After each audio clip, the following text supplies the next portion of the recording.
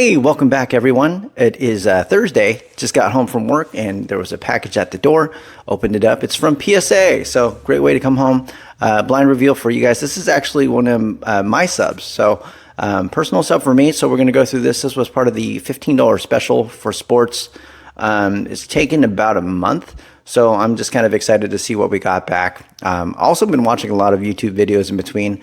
A lot of folks that do reveals are thinking PSA might be grading harder. We'll take a look at that as well as far as my opinion goes. And then there are a couple crossovers on this one. So I'm going to share those as well. And then hopefully they turn out, well, you know, as good as it gets. So I'm going to flip this around. But thanks again, guys, and hope you enjoy this video. All right, guys, so we cracked this open and we're going to take a look at everything. This is blind reveal, $15 a pop, and I graded a bunch of cards that I wanted to grade. So we're going to take a look and go through. This is personal, so none of these are for Kevin, so you won't see any waifus and stuff like that. I apologize to waifu fans, but we're going to go through this. So first card, as you can see, it's a Penny Hardaway Prism from this year. It's actually the 75th anniversary one. So I liked it just because it's a color match. And on top of that, I was a big Penny fan growing up. So I am hoping this one got a PSA 10. I went through my whole inspection myself. I felt really good about it. Centering was slightly off, but not enough to not give it a PSA 10. Everything else looked clean, corners, edges, surface. So we got GMA 10. All right. That's a good way to start off, right? Next card. This is a 2021 Ken Griffey Jr. Top Stadium Club Chrome Orange Refractor.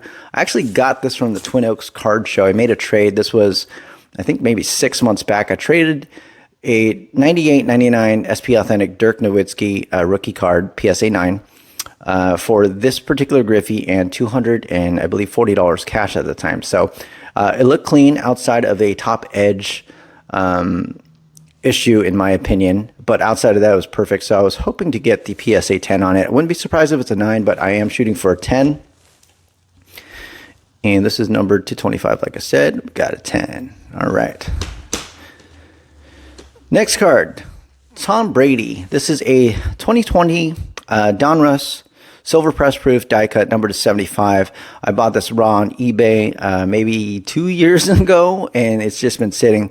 I recently sold the Mahomes PSA 10 that I got graded for like $200, so I thought it was time to grade the GOAT as well.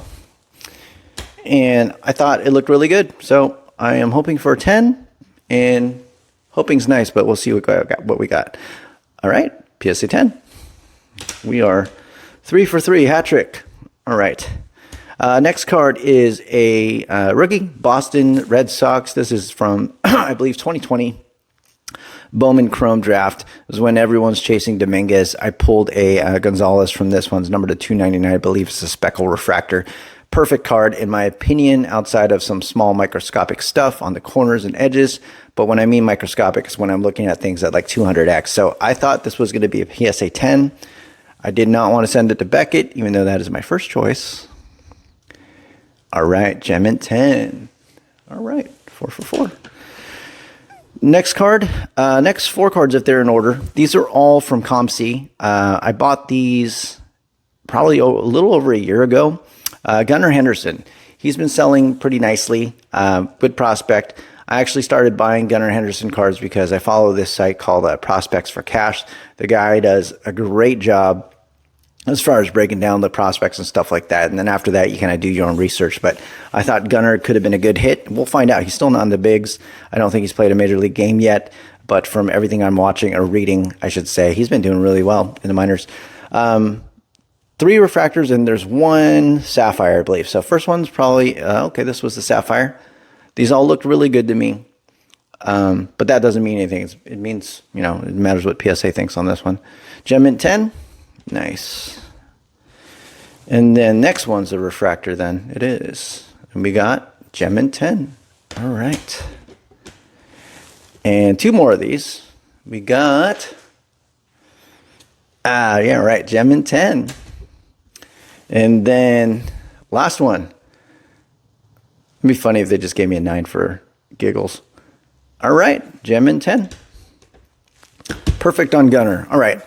Next card, Vladimir Guerrero Jr., 2016 Bowman Draft Chrome. First, I actually got this off Mercari along with Fernando Tatis at the time, maybe 2 years ago. This was together in a lot for $40, and I got them both to PSA 10. Already came back for Tatis a while back, and I thought it's time to grade Vladdy. It also looked very good to me outside of a small surface issue.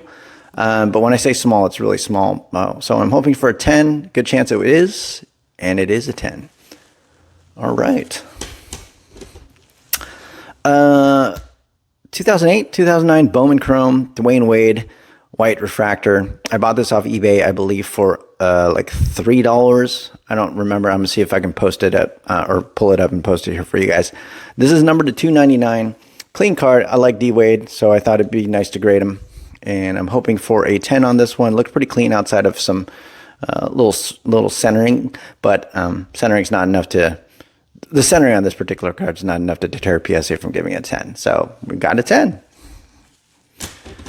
All right. The GOAT, my GOAT. Michael Jordan, 2006, 2007 UD Reserve Holo Foil.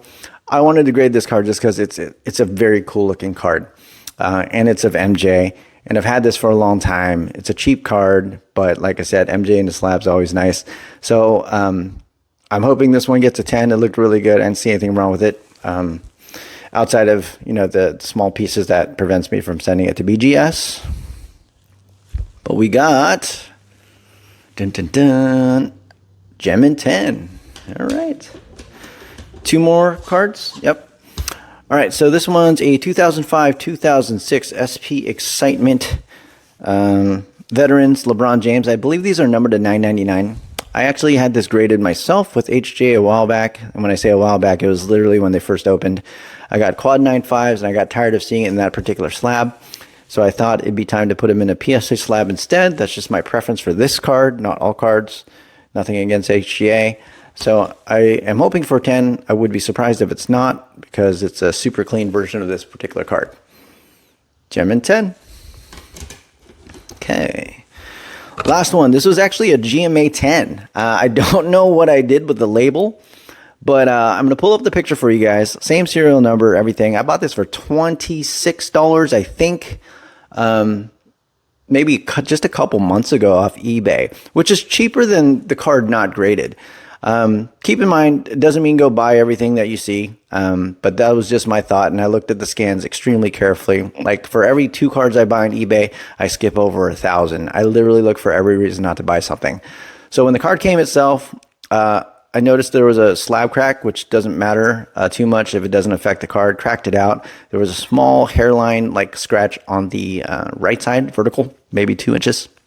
But when I say hairline, I really mean hairline. Like, you have to look at it at a certain lighting, at a certain angle to even see it. So I thought, as far as aesthetics go and eye appeal, I still thought it was a great card. Surface-wise, it looked good outside of that. Edges, corners, and... yeah, edges, corners, and centering look good to me. So I'm hoping for a PSA 10, but if it came back a 9, I'd understand. But this one got a Gem in 10. Look at that. So we went 100% this time. So question on is, PSA grading harder. I'm going to turn around. We'll talk about it.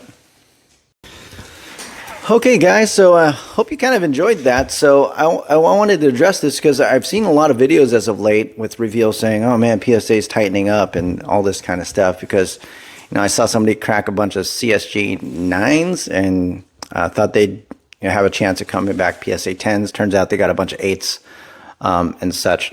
So when I do crossovers and stuff like that, keep in mind, like, I'm still looking at the card raw. I really don't care what it says on the slab, because it's all subjective. Even when I'm looking at my cards, it's based on what I think, which I realized it doesn't matter what I think. I have to understand each company as far as their preferences go and try my best to mimic that. I am not sending any card in that is perfect. Those, like I said, I reserve for BGS, and as you can tell, I don't have a lot of BGS reveals to show you guys. I'm hoping for one soon. But these cards... very happy with the grades. Obviously, you can't really go wrong when you get a 100% gem rate on it. But each card, once again, you got to take a look and take a look again and take a look again and take a look again and find every reason not to send in a card. That is my approach. And that has helped me minimize risk, but it's also taken away probably opportunities. I can promise you I've probably sold a lot of raw gem mint cards on eBay because I didn't feel like I wanted to send those in. And find your balance, but take a look. If you're looking at everything with your eyeball, unless you got an eagle's eye, you're probably not giving yourself the best shot. I don't care how many cards you've graded.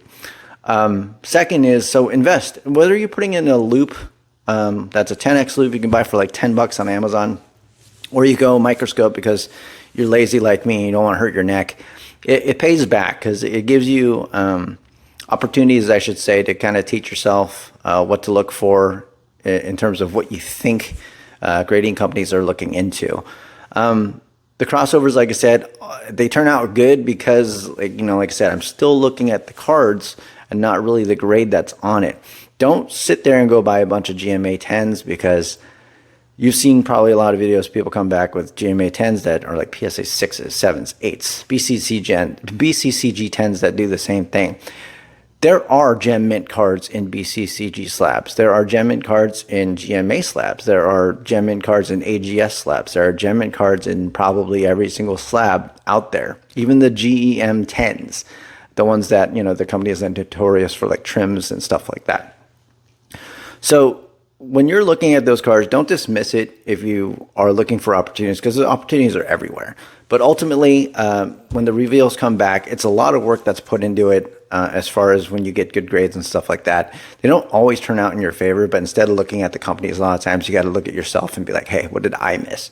Not like, oh, someone had a crappy day, girlfriend broke up with them, blah. Maybe that happens, I don't know, but it's just, when you do that, it just prevents you from learning or looking at some stuff yourself. So I hope these videos help. I appreciate a lot of the messages I'm still getting on Instagram with like tips. I'm flattered. I'm not a grader.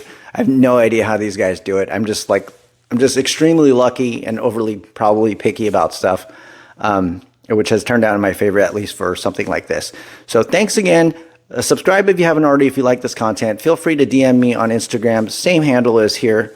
So Frosty Feet Cards. And then, have a good holiday if I don't talk to you, and we'll see you again soon.